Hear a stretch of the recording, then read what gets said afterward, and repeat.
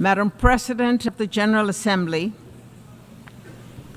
Secretary General, distinguished delegates, friends, I'm honored to address this high-level meeting on peace and security as part of the UN 80th anniversary.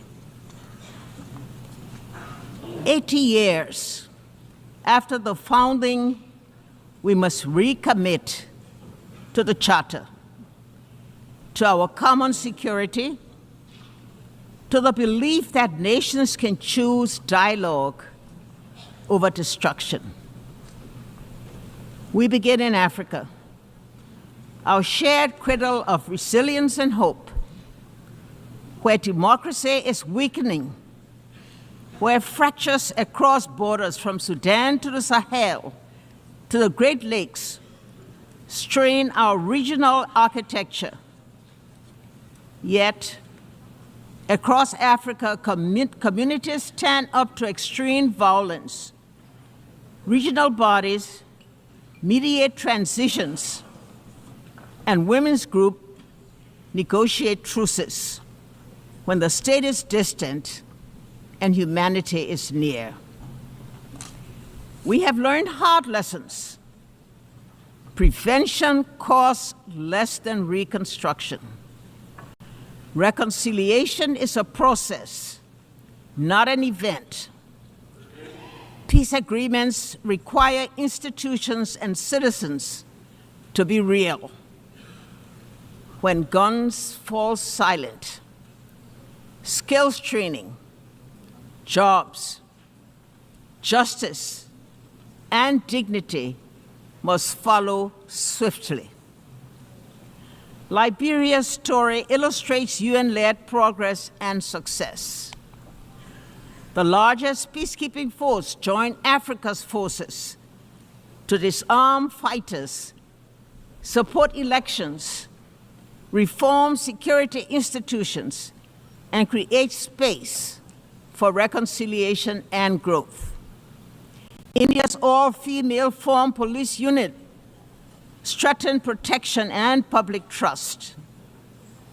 The mission ended with Liberia standing on its own feet, out of war, into a fragile peace with accountability, inclusive dialogue, and economic opportunity for young people. We must acknowledge that the multilateral architecture built to shield future generations from war is underperforming. That global leadership lacks a unified effort to respond to a technological enabled world. Commemoration without candor is unaffordable. The world asks whether this House will protect civilians and uphold international humanitarian law. These are not words of despair. They are summons to repair. Our answer must go beyond words. It must translate into actions felt by a family in a tent, a nurse in a clinic, a child in school. A call for change, a renewed vision of collective security, and a broader approach to the triple planetary crisis and worsening inequality. The call for the new design of a new vision, better together, must ensure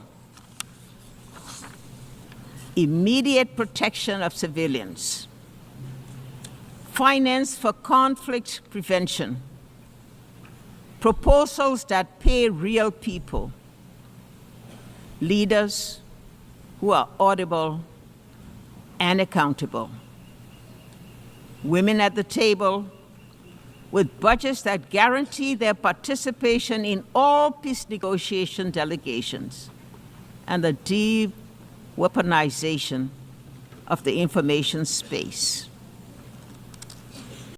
None of this is beyond our reach. It demands humility to listen, courage to compromise, persistence to implement. Peace is not built only in conference rooms, but in classrooms where girls learn without fear, clinics where mothers deliver safely, markets where youth find dignified work, courts where law is fair, and in daily acts of neighborly coexistence. 80 years on, the United Nations founding generation would ask if we are still worthy of the hopes inherited. Our answer must be yes. Not because the world is less dangerous, but because our determination is stronger. Better together. Your theme,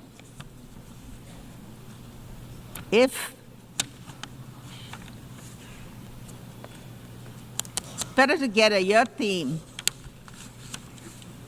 it must be a strategy. Regional bodies and the UN working together. Civil society and governments co-designing solutions. Women and men sharing power equally. Truth and reconciliation traveling the same road. Let us leave this anniversary with concrete commitments, funded priorities, and a timetable for action. Show those in shelters, standing in the bread lines, and awaiting news of loved ones that the United Nations, as it celebrates its 80th year, remains a place of peace, a place of refuge, a place of unity, and a place of hope. I thank you.